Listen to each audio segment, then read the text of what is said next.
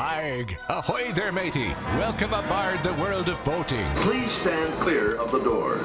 Por favor, manténganse alejado de las puertas. The radio show devoted exclusively to the boating lifestyle. You're gonna need a bigger boat. Brought to you by worldofboating.com, your internet portal for the boating enthusiast. I was just looking into buying a boat of my own. Call World of Boating toll-free now at 1-8888-28-BOAT.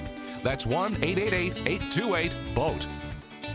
And welcome. This is the World of Boating. Greg, your first mate, Barry the Boater, rounding out the crew as we navigate the latest boating news and information and just share my boating adventures, because that's what this is going to be, at least for the first segment or two, because I just got back from the Maldives and flew on the longest flight in the world, by the way, almost 20 hours in an airplane on one leg. I had 4 of them. And I'm jet lagged, and boy, are my arms tired from flying in time for the show. Yeah, I'm gonna play my little violin for you. You poor should. thing. See, usually with the scuba show, when you do a trip like this, you always come back and say, "Suck it, loser." Well, so, don't get me wrong. I'm gonna say that. You're gonna say that too. You want to get it out of the way right now? Suck it, loser, Barry. There you go. Thank you. Because I did a 10-night live aboard boating adventure in the Maldives, went scuba diving for 10 straight days. But, it's halfway around the world from Florida, and it is a trek. And but it was pretty great adventure. I went through Singapore, but the flight from New York to Singapore is the longest flight you can do in the world. 19 hours and 50 minutes, I believe, is what it ended up being. But they don't refuel any, no refueling midair or anything like that. No, they don't do that. But it's a big ass airplane. I'll bet. They had the Singapore girls to help you get it through that long flight, and they were good. And I mean that totally professionally. That sounded very creepy when I sounded like Barry the Boater. When I said No, I don't do that. No, but you do. Yeah. So. All right. So anyway, they did. You had a good time? They got me there. Yeah, it was great. We had whale sharks, manta rays. I mean, it was crazy. I was on I think it's about 140-foot liveaboard yacht. One of the nicest boats I've ever been on, by the way. And when a liveaboard dive boat are usually pretty nice, but they vary very wildly in the accommodations. This one was more yachtish than anything I've been on ever before, Barry. And well, that's a big yacht to begin with. Usually you go on 100-footers or 80 or 90. It's big, 3-4 levels to this thing. The top deck had lounge chairs, huge flat top. I mean, you could put 100 people up there standing up, but I'd say there's probably about 25 lounges, maybe 30, with plenty of space to walk around, a little bit of shade from it had some shelter. Let me put it that way. It wasn't a bimini top. It was a hard top, and a certain section right in the middle where they had kind of an outcropping from the sides of the boat that kind of crossed over and gave you a little shade. But you can go up there and get some sun between dives, enjoy the view. I mean, the sunsets, the sunrises in the Maldives are, I mean, this is like postcard stuff, I mean, the water's crystal clear. Turquoise, blue. I mean, it's just crazy. And then we had whale sharks literally swim up to the back of the boat. Not just once, but several evenings. They would turn these lights on the back of the boat. That would pull all the little critters. Okay, you're right. And then they went over to eat them. Yeah. Right. And so it's a thing in the Maldives this time of year where we went diving, and the whale sharks would show up at the back of the boat and scoop up all this krill and stuff, or plankton, that they were, bringing up with the lights. And, we just had a little feeding frenzy at the back. But these whale sharks are the biggest fish in the world, by the way. Fish. Now, they're not a whale. No. They are a fish. They are a fish. So they are the largest fish in the world. And these things... And they eat the smallest bits of food in the world. They're like filter. They're filter feeders, so they don't eat people or anything like that. So they're docile in that sense. But they are massive, and I had never seen whale shark this big ever in all my diving history of 30 plus years. These were massive. And one of them literally, the beam on this boat had to at least be 20 feet. It probably might have been more like 25. If you would have put the whale shark sideways on the back of the transom, it was way bigger. We're probably talking 30, 35 feet. I believe it. And it was massive. I was like, what? Did, by any chance, now that you're back on U.S. soil, did you smuggle any chewing gum? No. On your when you're in Singapore, you're not allowed to have it on Singapore. your pet. You can't have any baggage with chewing gum, let alone chew it.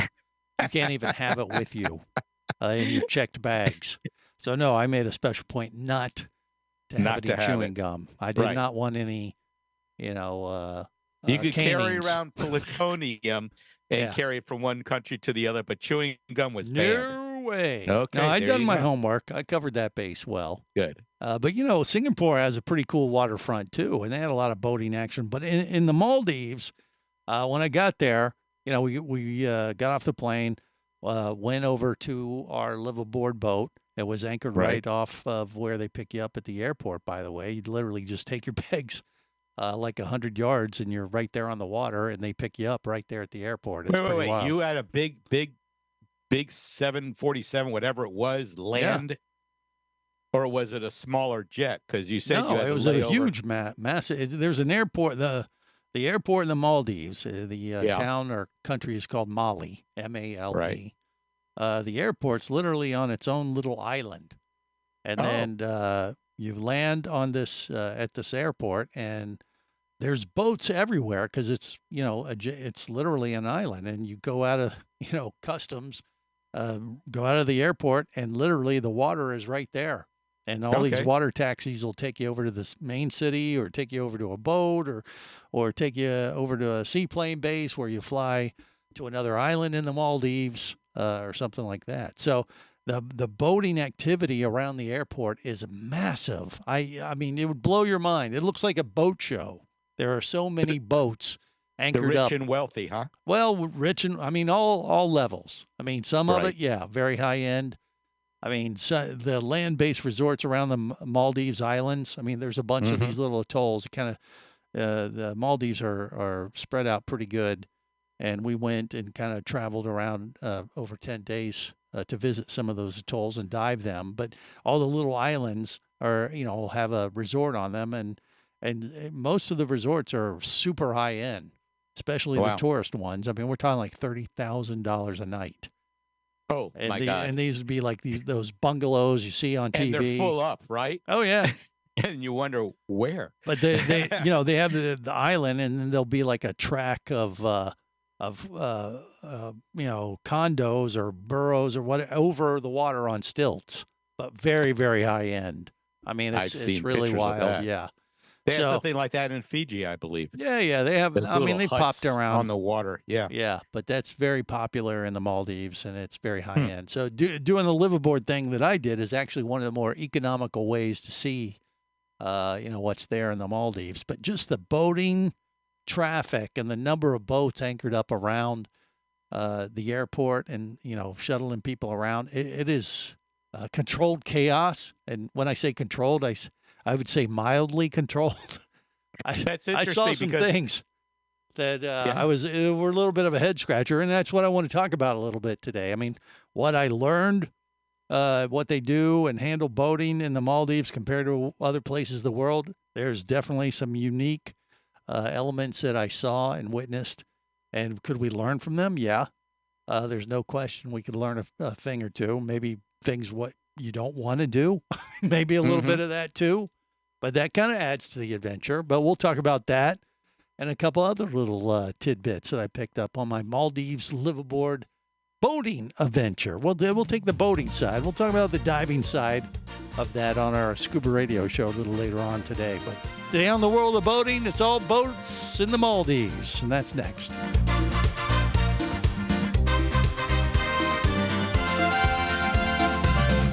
You're listening to the World of Boating Radio Network. Traditional boat hooks are bulky, take up too much space, and sink. Switch to the Revolve Tech USA 3-in-1 boating tool. A marine tough, compact system replacing your boat hook, stiff brush, and soft brush. The Revolve Tech USA 3-in-1 tool extends to 6 feet, then rolls up to just over 4 inches and floats. Upgrade to the Revolve Tech USA 3-in-1 tool for more utility, less gear, and zero compromises. Get 10% off with coupon code WORLD10 at smartboattool.com. Hosting a radio show about scuba diving and boating is one of the best gigs on the planet. It's actually part of my job to check out and report on cool new products I personally use to enhance my diving and boating adventures. However, I do believe in sharing the joy, and this is why we've added Nanook protective hard cases to our list of products you can now purchase on the merchandise page at scubaradio.com. Nanook cases are designed to protect the most sensitive equipment in the harshest environments. Underwater photographers, listen up. From their high-impact NK7 resin to their exclusive Power Claw latches, Nanook has raised the bar for those of you that demand the best protection for your gear. Plus, Nanook protective cases cost less than similar products currently on the market. The company has been around for over 15 years, but it's new to the U.S., so we've made a small number of Nanook cases available exclusively for you at a special introductory price on the merchandise page at scubaradio.com. Go there now and check out Nanook, the evolution of protection. Traffic sucks, unless you're scuba diving with Mike Scott. Mike glanced down at his dive computer. It showed less than 50 psi left in his tank. Probably just a few more breaths. Or riding shotgun in a thrilling car chase. One bullet hit the Jeep's windshield, spiderwebbing the passenger side. Mike shifted into second gear and felt the Jeep leap forward. This just got serious. Escape your commute with audiobooks from author Eric Douglas. Download to your phone. Go to booksbyeric.com or audible.com.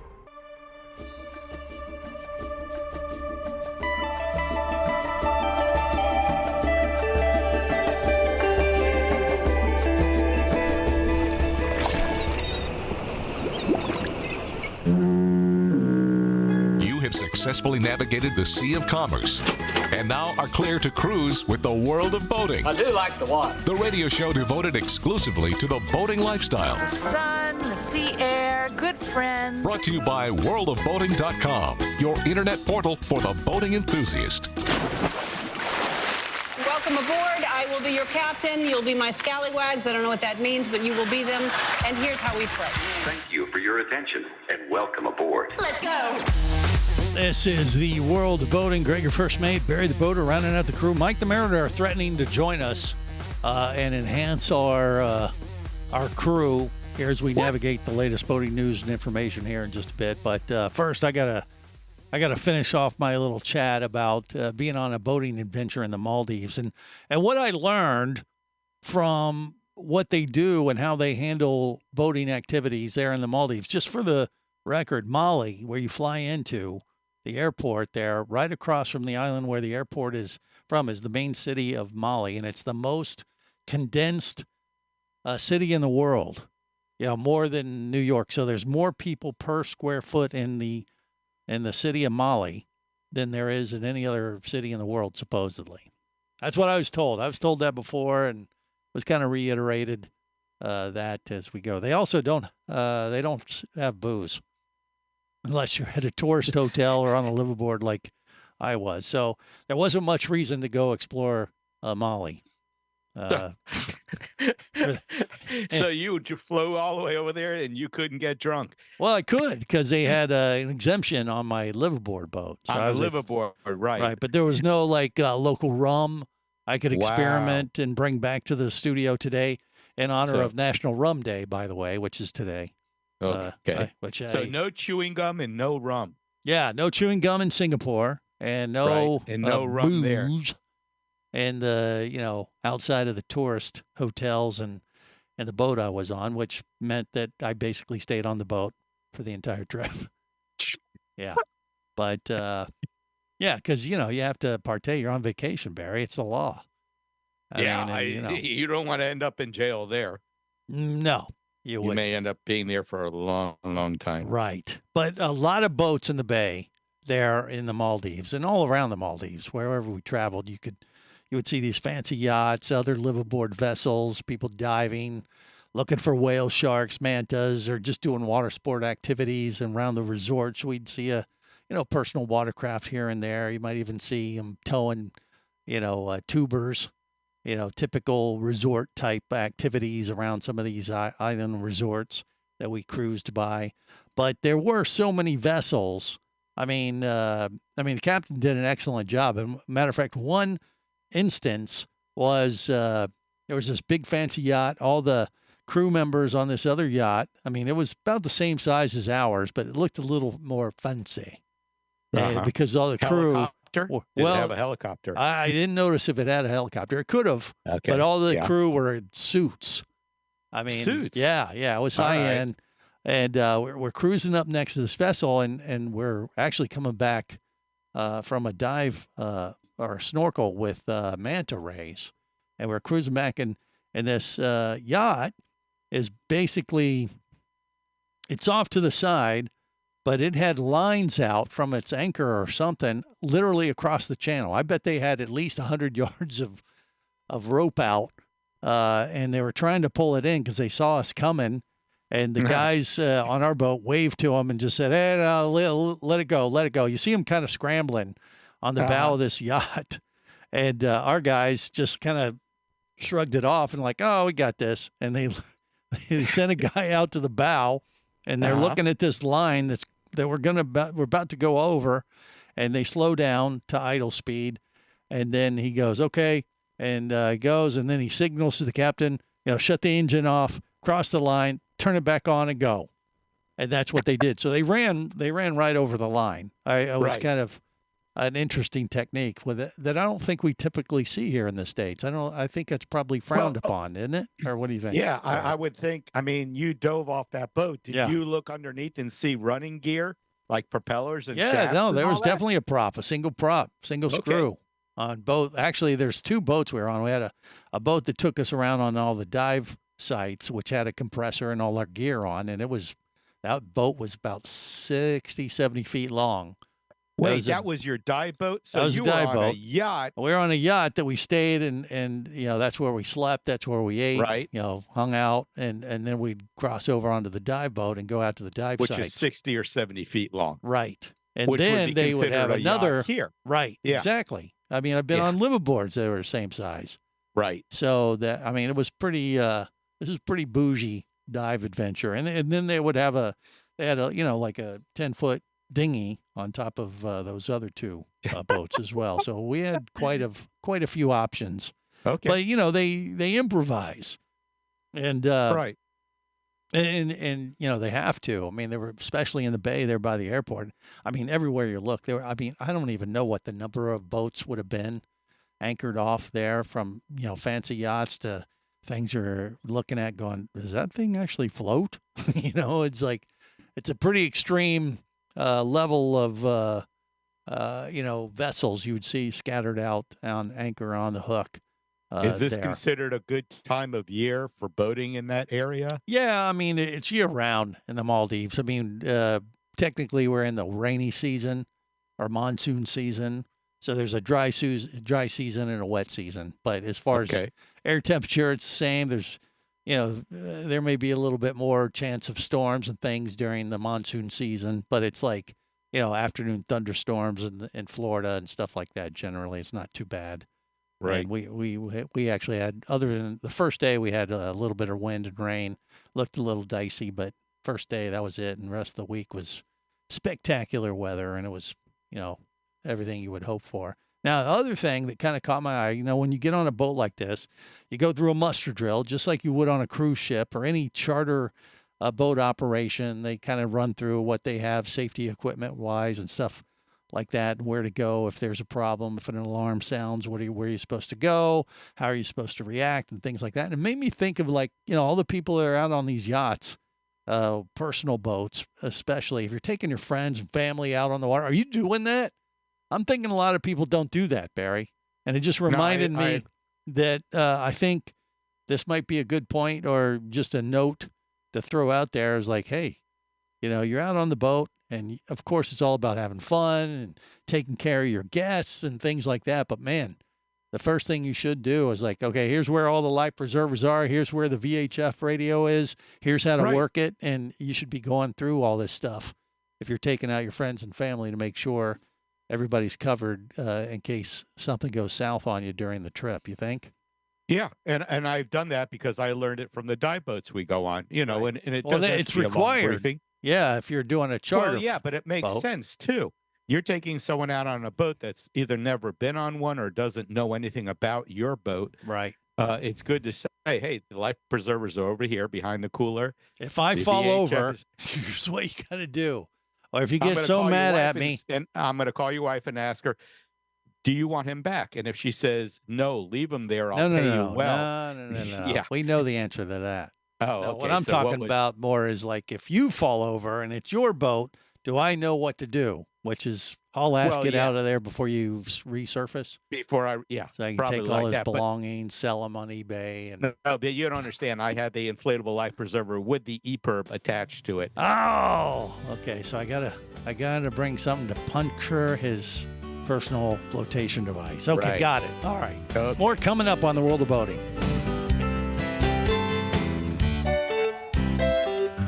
You're listening to the World of Boating Radio Network. Traffic sucks unless you're scuba diving with Mike Scott. Mike glanced down at his dive computer. It showed less than 50 psi left in his tank. Probably just a few more breaths. Or riding shotgun in a thrilling car chase. One bullet hit the Jeep's windshield, spiderwebbing the passenger side. Mike shifted into second gear and felt the Jeep leap forward. This just got serious. Escape your commute with audiobooks from author Eric Douglas. Download to your phone. Go to booksbyeric.com or audible.com. Do you have a message or product you need to share with the boating world? Well, look no further than the World of Boating radio show. Just like you, thousands of boating enthusiasts are hearing this message, and we could be talking about you and your product or service as early as next Saturday. Remember, a terrible thing happens when you don't advertise. Nothing.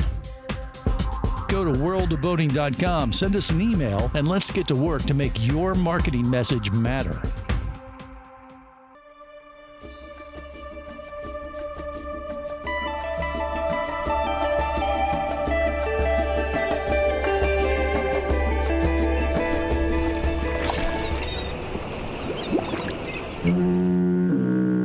You have successfully navigated the Sea of Commerce and now are clear to cruise with the World of Boating. I do like the water. The radio show devoted exclusively to the boating lifestyle. The sun, the sea air, good friends. Brought to you by worldofboating.com, your internet portal for the boating enthusiast. Look! Here comes a boat! Really?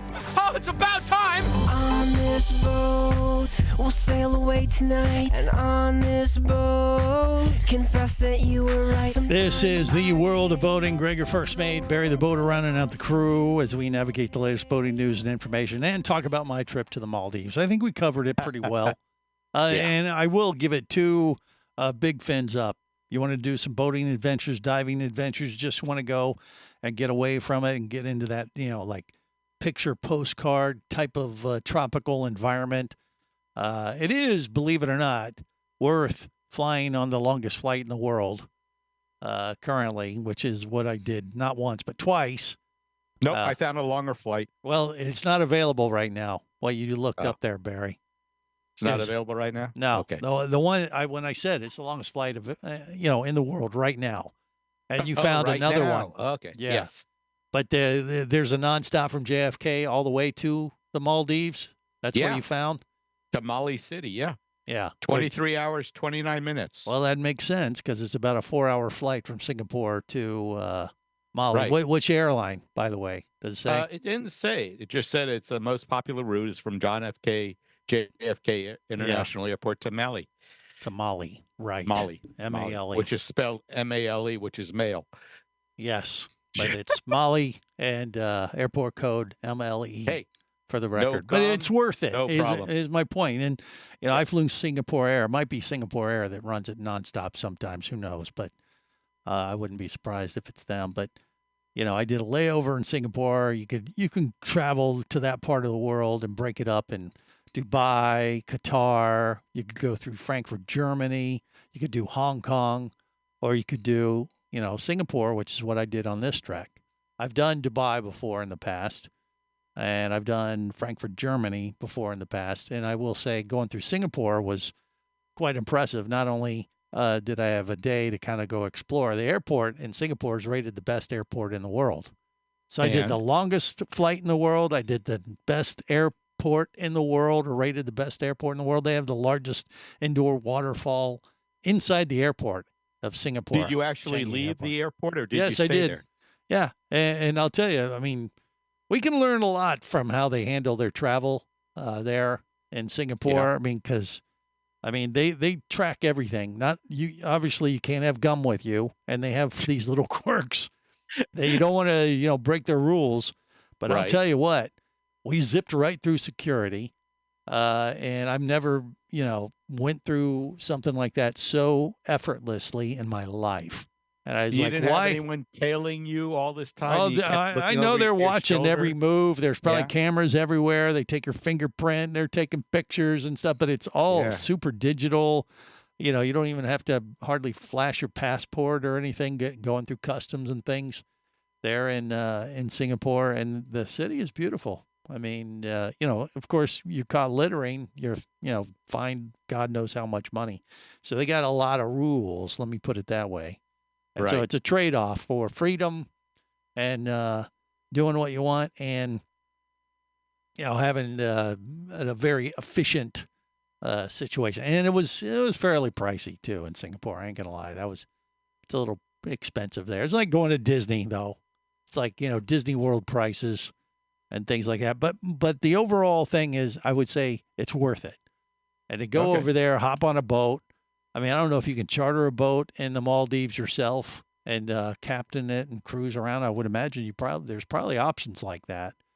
But I would, knowing how, the locals operate and stuff, I'd probably say, let them do it. Let them do it, right? Yeah. That way you can't get in trouble. You don't. Yeah, end up on you the don't want to nightly get caught in news. a Charlie Foxtrot in that part of the world. There's Right. no doubt about it. And, and it's hard to understand what they're saying sometimes amongst themselves. But friendly folk, very, very safe. Nothing like that is an issue in that part of the world at all. It's just a little pricey, but it's well worth the scenery and the boating activity. The water is just spectacular, and you can't go wrong. All right, back to this part of the world, though. Even though I'm a Right. bit jet lagged, I've managed to read up on the stories Barry held together for the World of Boating show this week. A couple of them have to do with lobster. I mean, last week we were talking about Florida lobster season just opening up here at the beginning of August.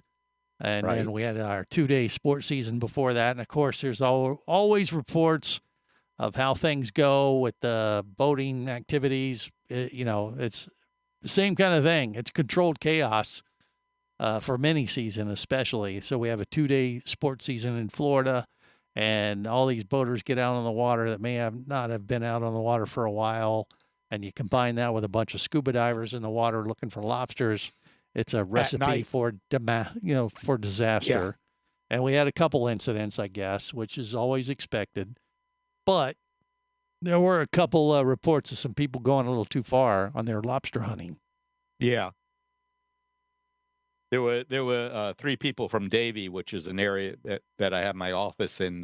Yeah, were it's right there in your apparently backyard. busted. I was like, I saw the Uh-huh. headline. It's like, oh, did Yeah. Barry go? Oh no! But no. he wouldn't do that. I mean, 53 spiny lobsters, right. illegal catch. Yeah. So they had three divers. If they were doing it legally, the most they could have gotten is 6, 12, 18. right. And they had 53. And I think 53. a bunch of them are not big enough too, right? Is that the case? Yeah, but they use a spare gun to. Yeah, you can't do catch that. these- Yeah, you can't spare them. You're supposed to catch them by hand. And the mini season's only from Tuesday at midnight all the way to Thursday at midnight. Mhm. Yeah. And I don't think you could even dive at nighttime in Monroe County. Well, not That's during down in the mini Keys. season. Yeah, not during mini season. I mean, the regular season has started. It started August 6th, and it's now going on. So if you want to catch lobsters, 6 per person per day, doesn't matter where you are now. Right. And you want to follow the rules. I mean, we were talking about this a couple of weeks ago. I mean, the fines are substantial, and you could end up in jail. These guys got enough lobsters where they may end up in jail. Oh, they And, were in jail. Yeah, They did arrested. okay. Yeah, and then they actually found some folks out on the West Coast in California. Same thing. They found a couple guys that had an entire truck bed full of lobster, like 250 lobsters. I saw this story pop up on my Facebook feed, and I'm like, daggone, man. I mean, they just chucked them in the back of their pickup truck, and they were cleaning up, but they got nailed. And same thing, they were doing it dark and, dark at night. Thought they could get away with it. But, this kind of stuff, if you see this or you know of anybody doing that kind of thing, that makes everybody look bad. It's bad for the environment. It's bad for the fishery. I mean, this is not a way to go do that. It's a lobster. It's not gold. I mean, don't get me wrong. I mean, they're good, yeah, but still, a pound of lobster is going for like $30 a pound right now in Florida. Is that right? I have no It's a idea. lot. It's a lot. For a spiny lobster? I think so. It's like $29.99 That's crazy. Costco, I believe, last time I looked. Yeah, but those are lobsters they import from somewhere else. Well, okay, so they would even be more. Well, yeah, but if it isn't fresh from Florida, then what's the point? Okay, well, there's that, I guess. But the thing is, people are doing that kind of thing. They're screwing it up for all of us, right? And and plus they're being unsafe too, going out at night. The boaters can't see you, when you're just asking for it, because like I said, it's just not good any way you look at it. And the only upside to these stories that we come across every season is that at least they're getting them, or at least they're getting a couple of them. And hopefully, they're going to make an example out of these guys that'll hopefully deter people from being tempted to go for their own lobster tail and breaking the rules. All right, so there you go. I'll get off the soapbox and we'll get back on track next right here on The World of Boating.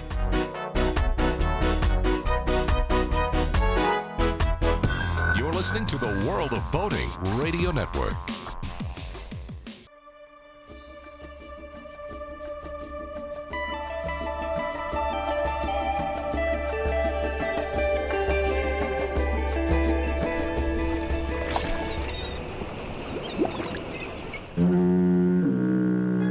Successfully navigated the Sea of Commerce and now are clear to cruise with the World of Boating. I do like the water. The radio show devoted exclusively to the boating lifestyle. The sun, the sea air, good friends. Brought to you by worldofboating.com, your internet portal for the boating enthusiast. My captain. Oh, captain, my captain. Rise up and hear the bells. Rise up, for you the flag is flung, for you the bugle trills. All right, dismissed. Well, just to remind you, Pied Piper is still a sinking ship, so... Enough with the maritime metaphors. You don't have to walk the plank on a sinking ship. This is the World of Boating. I don't think we're sinking, but just in case, we brought on Mike the Mariner to help out Barry the Boater and myself navigate the latest boating news and information. Mike, how you doing, buddy? Doing great. Having a great day. We actually got Silhouette out on the water for the first time in about 60 days. So, all right. Yeah.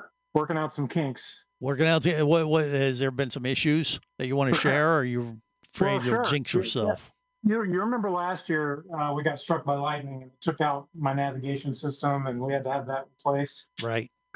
Well, it happened again. We got struck by lightning here. Yeah, we got struck by lightning here in the marina about 4 weeks ago, and my navigation is fine. My Garmin chart plotter is fine, and my multifunction display is okay. But my autopilot got taken out this time. Okay. So, yeah. Well, and we were talking about that a few weeks ago, and the autopilot. I'm not sure that we knew that. You thought everything was okay, but that's what you found out is the autopilot's going wiggy. Right. Today was the day where I went out and tested everything. Yeah. Getting C-top failure and. Yeah. Well, that's what it was. You thought it was just going to be a communication module, that C-talk thing, right? Yeah. And it wasn't that? It was something else? No, Oh, it's my course computer. I'm going to have to replace it. Oh, boy. How much are we talking for something like that, or do we know yet? I don't know, because I'm probably going to have to go ahead and upgrade the autopilot as well. So it's going to be a few $1,000s probably. Oh boy! And but you know, everything else ran good. Yeah. Engines are good. Everything. So when you everything switched else- over to autopilot, what happened? Did it take you like backwards, or what did It's- you? No, it's completely non-responsive. Oh, So I see. All So, right. so Dead the- on arrival. Yeah. Yeah, and I don't have a rudder position indicator, and I don't have a depth sounder because everything goes through that course computer. So that's what I was able to isolate today. So Yeah. you know, it is Well, what it is. Mother Nature. Right. Could you isolate this equipment when you leave the boat from now on? Is there a way you can isolate all this equipment from your, because you're only plugged into shore power for what? To keep your batteries charged and to, keep the bilge pump going if there's a problem, right? Well, the boats, the refrigerator's running, the air conditioning's on. Everything. Okay, the but boat's basically like a condo, So, but the electronics, I mean, you still have breakers for certain things that you could isolate from by just switching the breakers. those couldn't you? are shut off. Yes, I always. they shut are. off. Yeah, they are always shut off at the breaker for the electronics at the helm station. Oh, so But you this haven't was a figured big out hit then. if the Lightning, how it came in. I know you were talking about through the shore power is what you figured before, but have you figured something else out? Thinking, well, I don't. I actually, now that I've talked with some others, because there's 5 boats on this dock that got affected by that lightning strike, yeah, and one of them has the exact same problem I'm having. So I don't think it came in through shore power. I think it actually probably hit the structure, because we're in a big metal structure. Probably hit the structure and then disseminated maybe through antennas or whatever, because it seemed to have affected all the low voltage stuff. None of the high voltage stuff on my boat or my friend's boat was affected. Although the boat behind me, one of the air conditioning units took a direct hit. So I don't know how the power or how the lightning strike entered his boat, but I don't think it came in through shore power on mine. Okay. Well, I mean, so do you have any idea of like if you get this replaced, like any other safeguard you could put in to keep from getting whacked by a bolt of lightning, or is this just going to be an insurance claim? I don't know if I'm going to do insurance on this one or not, but I don't know. I don't know what you can do, because I mean the power was off to the helm station, so nothing was live. The radar wasn't. Nothing was live. Right. And it still took a hit. So yeah, lightning's going to do that. I mean, you know. Did you see on the news there was a video of a truck on the road? I think in the Carolinas, and it hit lightning hit a pole, and it took out the traffic lights, and it took out a transformer on the other side. Right. So you don't understand the power of lightning until you see it do something like that. There's nothing physically that you can attach to your boat that'll keep that bolt of lightning from jumping. Whoa, no, that's not true. Destroy if you something. put on a flux capacitor, Yeah. and, went 88 miles an hour, then you could go back in time and it would not happen. But the point is that's what I'm saying. Is there any way to, like, when there's a storm around here, I disconnect my antennas from my radios. Yeah. Well, we were talking about it a couple weeks ago. Yeah. When we discussed this about those lightning arrestor things. No, that would blow them up. Yeah. What do you mean that'd blow them up?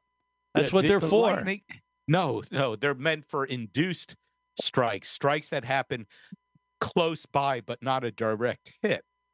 Now, if the shed of his area that he's in was directly hit, it induced a high voltage, and all these boats picked it up through their wiring. Right.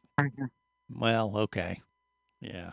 And those things were super expensive anyway, so I don't know that they'd be worth it. But yeah, I can imagine that's frustrating. I didn't expect you to come on today and be all bummed out. Sounds like it has the best boating day for my look, everything else ran good. Yeah. I am happy that my chart plotter and my multifunction display weren't destroyed, and my radio wasn't destroyed. So now I just have to focus on my autopilot system. And once I get that done, just wait for the next lightning strike. And right.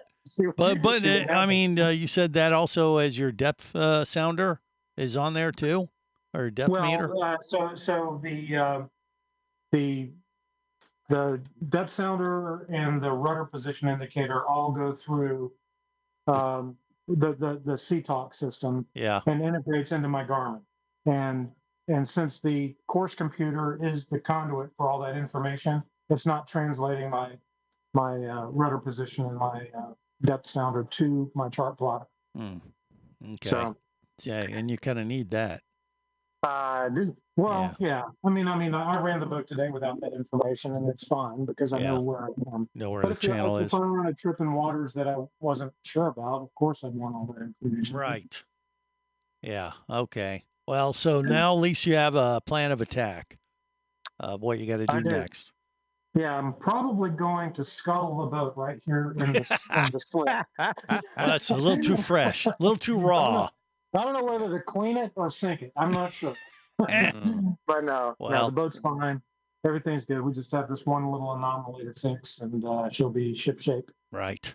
Well, I mean, could you actually set up any kind of temporary type of thing, like with an iPad and something like that? Do they offer that kind of deal, or are you going to have to get a whole built-in type of unit to interface with that Garmin system? Well, I use my iPad as a backup because I have the same charts on my iPad that I do on my Garmin chart plotter. Yeah. But the charts have depths, and I'm using the channels and all that, so I know where I am. You got to work around.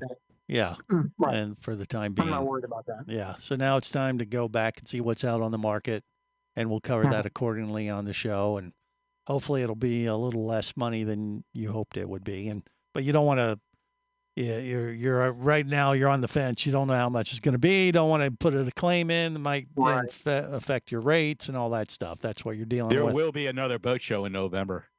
Well, I think the mistake I probably made with the first lightning strike was everything else tested out. The CTOC system tested out, so I didn't address the autopilot.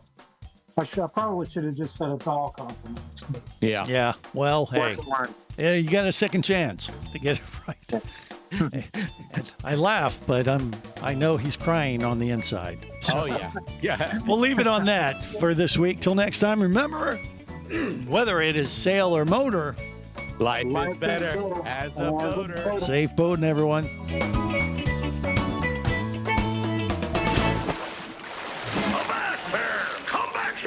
Barnacle-bitten swab. World of Boating is brought to you by worldofboating.com, your internet portal for the boating enthusiast. Any of this getting through to you, son? World of Boating is a production of Overboard Entertainment Incorporated. Computer standing by. Remember, you can listen live or to archives of past shows worldwide over the internet at worldofboating.com.